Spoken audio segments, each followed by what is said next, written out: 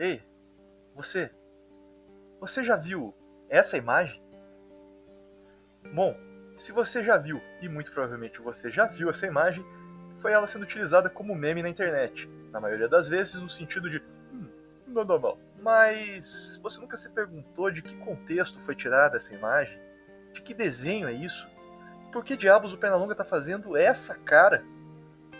Bom, eu fui atrás das respostas, e o que eu descobri foi que esse desenho aí evoca uma série de imagens preconceituosas com relação à sociedade africana com profundas raízes no colonialismo europeu. Quer saber por quê? Então, vem comigo. De primeiro, eu já preciso confessar uma coisa pra você. Eu não sou tão novinho assim. Porque essa informação de que eu não sou tão novo assim é importante. Pelo simples fato de que, pesquisando sobre esse desenho, eu me lembrei de já ter visto isso na TV. Sim, eu já vi isso na televisão quando era criança. E onde foi? Aqui, ó, no Sistema Brasileiro de Televisão. Isso mesmo, no SBT, no programa Sábado Animado. E quando foi a primeira transmissão do Sábado Animado? 1995. Ou seja, há muito pouco tempo atrás, esse desenho passava em milhares de lares brasileiros.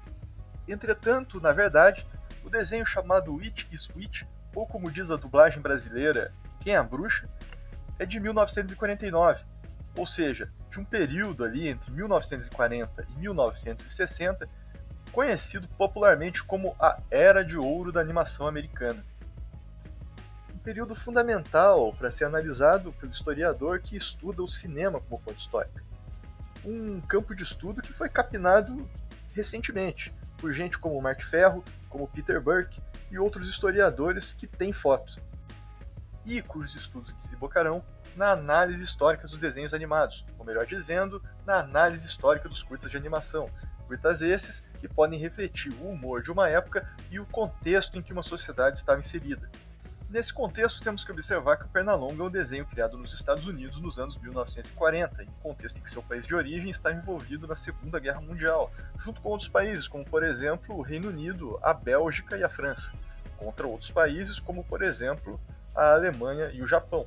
Nem precisa dizer que nessa época o desenho é carregado de estereótipos em uma propaganda que visa a destruição e a vilanização do inimigo. Mas vamos voltar para 1949, quando Fritz Freleng escreve esse episódio em que o Pernalonga parece meio perdido entre Uba Uba e Cucamunga. Mas o que seria essa Uba Uba e essa Cucamunga? Aí eu tive que vir pesquisar aqui, ó, Google Tradutor, detectar idioma, Cucamunga. E olha só, para minha surpresa, parece que Cucamunga é chorar mais em idioma Hausa. Parece que Hausa é uma língua afroasiática, falada, por exemplo, no Sudão e na Nigéria. Parece que ele decide ir para Cucamunga mesmo. De qualquer maneira, isso parece querer significar duas coisas. Primeiramente, que estamos na África. Segundamente, é que é uma África fictícia, uma África imaginada.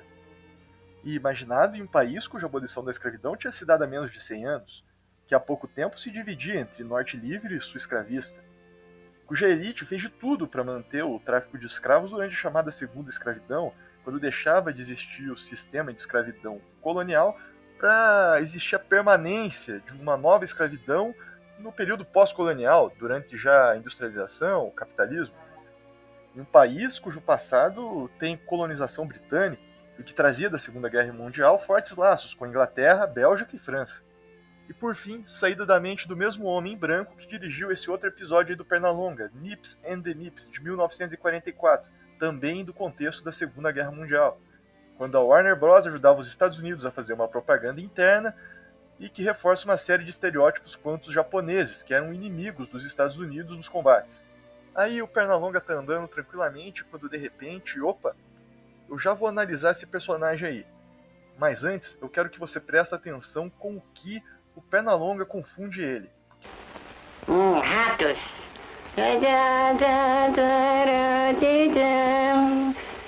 Um rato.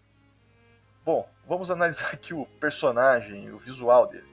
Em um primeiro momento, o que podemos observar é que o personagem, de fato, nos é apresentado com características que, dentro da cultura do cartoon, nós costumamos associar mais aos animais do que o desenho que representaria um ser humano. A decisão de representar o homem negro, e principalmente o homem negro do continente africano, dessa maneira, o nariz com uma bola vermelha, o maxilar animalizado, os pés desproporcionais, não é aleatória, e é sobretudo calcada do racismo científico. Uma tese pseudocientífica que infelizmente ganhou força no final do século XIX, e segundo a qual os seres humanos poderiam ser categorizados numa espécie de hierarquia da evolução de acordo com suas características físicas, como por exemplo a cor da pele. Entre os mais notáveis defensores do racismo científico está esse cara aí, o holandês Petrus Camper, que em 1845 publicou esses desenhos na tentativa de provar a infeliz tese de que os negros estariam mais próximos dos animais e, portanto, menos evoluídos na escala humana. Tá te lembrando alguma coisa? Além disso, ao que parece pela estatura, o personagem desse desenho do Pernalonga é o que é chamado no ocidente de pigmeu africano. Pigmeu é uma palavra antiga para definir pessoas de estatura baixa, mas que será utilizada pelos colonialistas para definir determinadas aldeias com as quais eles se depararam em suas operações militares. Esses povos, assim como os indígenas da América, têm sua cultura e seu modo de vida, mas as histórias sobre eles chegarão até o ocidente evocando um conceito que seria de povos selvagens e arcaicos, o que no desenho pode ser visto quando o personagem tenta se comunicar. Presta atenção.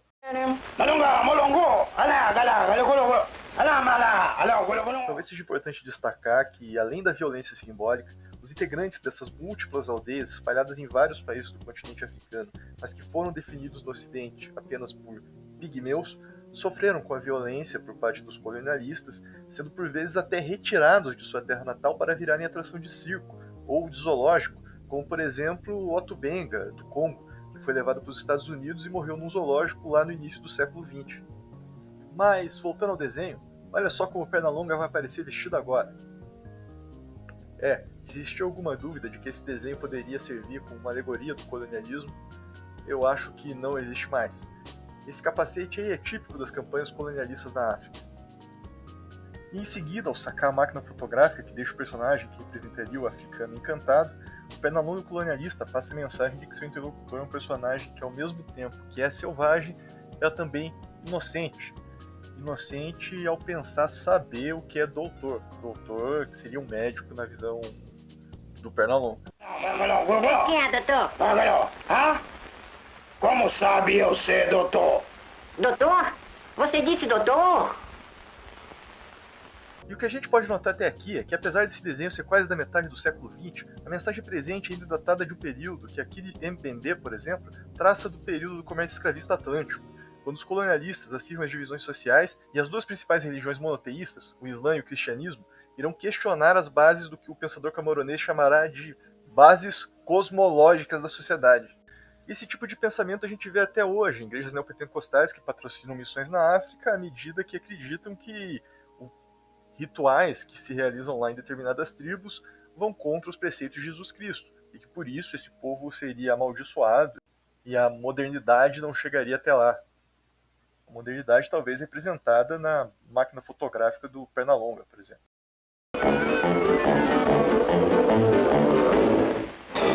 Banho quente? Oh, quanta gentileza!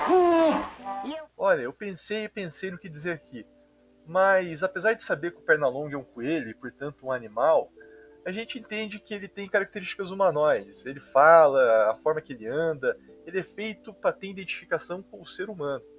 Portanto, eu acho que a gente sabe bem o que quer dizer essa caldeira aí, não é? Apesar disso, o Pernalonga consegue escapar da morte e se disfarça como uma dessas mulheres aí com essas argolas no pescoço, que provavelmente representam a cultura Ndembele da África do Sul. E aí o Pernalonga é descoberto, pula no rio, é pego por um jacaré, o antagonista vai atrás dele, ele desce a pancada no jacaré e transforma numa bolsa. Quando abre a bolsa é quem tá lá, o antagonista, vestido com roupas femininas. E é então que o Pernalonga, ao salvar a vida do rapaz, faz essa cara. Na verdade eu não sei o que quer dizer essa cara no fim das contas. Talvez queira dizer nada mal mesmo, talvez queira passar desprezo. Mas tanto faz, porque o meme na verdade é um pretexto. O que eu quis fazer nesse vídeo foi estimular você que assistiu a refletir sobre toda a carga histórica colonialista, imperialista e capitalista que está por trás desse desenho. A quantia de simbolismos racistas escancarados que, sob o pretexto de humor, estão presentes aí. Eu espero também que, para além dos estereótipos, as pessoas busquem saber mais sobre a África a partir desses pensadores que buscam entender a África fora do pensamento ocidental e principalmente eurocêntrico. Afinal de contas, a África da ficção não existe. A África real é múltipla, e mais que um continente explorado, que é mostrado através de estereótipos, é um continente que tem sua própria história. Aqui foi Rangel Ribeiro, se você gostou desse vídeo, curte aí e compartilhe com os seus amigos. E isso é tudo, pessoal.